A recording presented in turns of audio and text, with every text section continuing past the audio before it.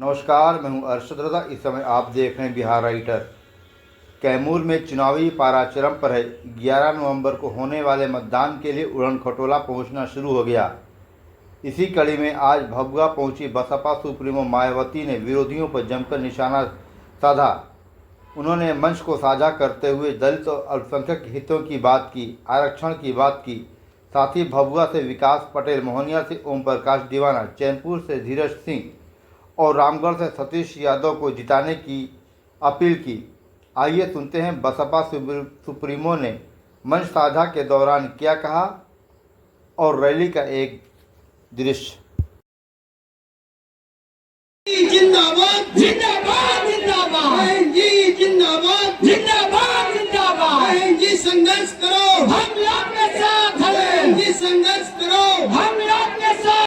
Bahujan Samaj party जिंदाबाद जिंदाबाद जिंदाबाद। बिना तेरी सोच पे,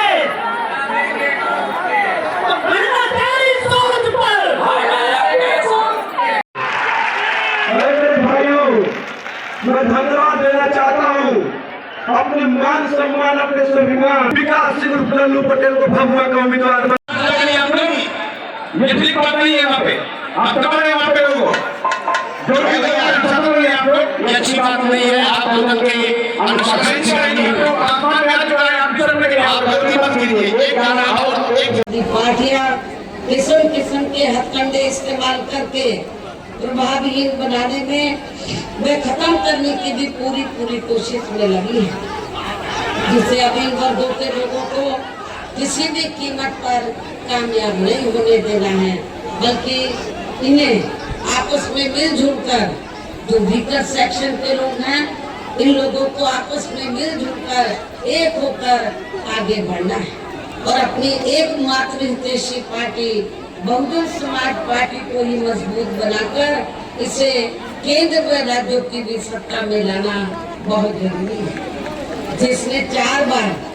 जिसने आपका पड़ोसी राज्य उत्तर प्रदेश, जिसने 4 बार यूपी की सत्ता में आकर इनके ऐसे किसी भी षड्यंत्र को यहाँ कामयाब नहीं होने दिया।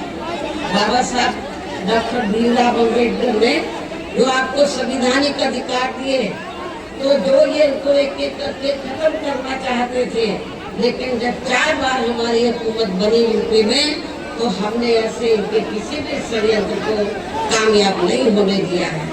और आगे सही वक्त आने पर, जब आगे बीएसपी का अच्छा वक्त आएगा और आगे सही वक्त आने पर फिर इन वर्गों के आरक्षण को पूर्व की स्थिति में लाकर जरूर बहाल कर दिया जाएगा, जिसमें किस्म किस्म के शर्तें लगाकर जिसको प्रभावहीन बना दिया गया है, उन शर्तों को सबको हटाकर पूर्व की स्थिति में इसको लाया जाएगा।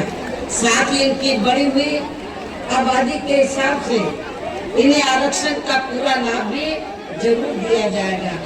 जो SC, ST, OBC वर्गों के लोग हैं, इनकी आबादी पहले से काफी बढ़ चुकी है, लेकिन आरक्षण अभी वही पुराना वाला चल रहा है। लेकिन जब हम लोग पावर में आएंगे, सत्ता में आएंगे, तो इनकी बढ़ी हुई आबादी के हिसाब से इनके आरक्षण के कोटे को भी जरूर बढ़ाएंगे। जबकि इसी मानसिकता के तहत चलकर ही केंद्र के राज्यों में कांग्रेस, बीजेपी व अन्य जातिवादी पार्टियों की भी अब तक रही सभी सरकारों ने इनका आरक्षण का कोटा अभी तक भी पूरा नहीं किया है, जिससे फिर अंत में किसी न किसी रूप में सामान्य वर्गों को ही दे दिया जाता है।